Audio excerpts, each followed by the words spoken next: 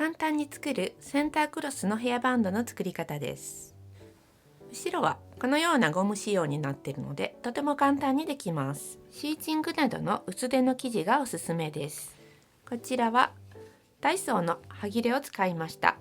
90×90 センチなので100円で4つ作ることができます。ポリエステルでバッグにもいいかなと思って買ったのですが、シワになりにくいのでヘアバンドにもおすすめです。材料はこちらです。60×20 センチの布が2枚とゴムです。 A4 の紙を型紙代わりにして輪にして切り取っても良いです。縦が1センチ違いますが21センチでも良いです。2枚の布を半分に折って重ねます。端から1センチずつに印をつけます。これも目分量でいいです。端を2センチぐらい開けて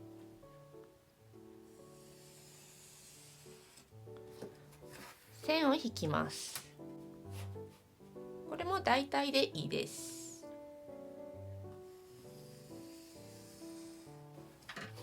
線通りに切り取ります。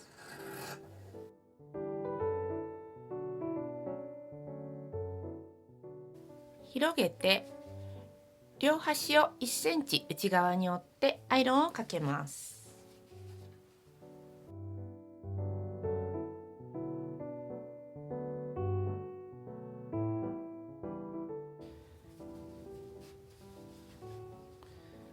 両端を折った状態で折った方を外側にして中表に合わせます。1センチの縫い代で縫います。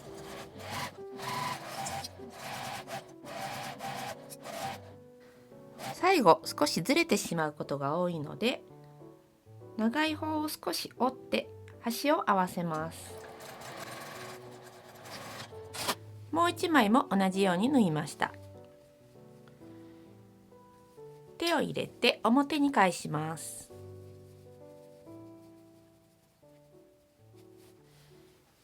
縫い代を指で開くようにして軽くアイロンを当てておきます。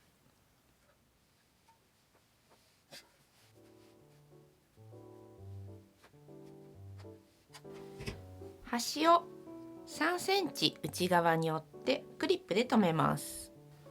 折るときに内側の布を少し控えるようにして折ると端がきれいになります。端ミシンで縫います。反対側を合わせて突き合わせるようにして留めます。こちらにも端ミシンをかけます。もう1枚の端も折って縫います。方向が同じになるように縫い代を上、突き合わせた方を上にしておきます。反対側も折って縫います。縫い代の方向が合うように、こちらは上になっているので縫い代を上にして右側を折ります。反対になっている時は反対側を折ります。3センチ折ってミシンをかけます。このように端を縫いました。最初に作った輪っかに通して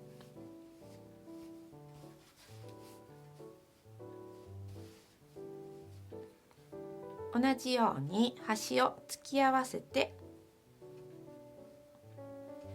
端をミシンで縫います。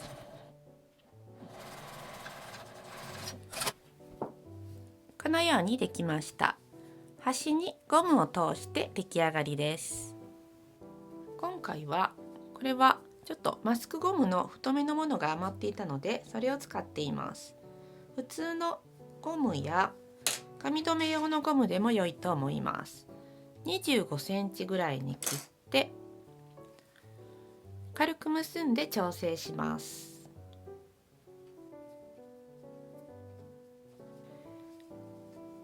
軽く結んで頭につけて調整してみます。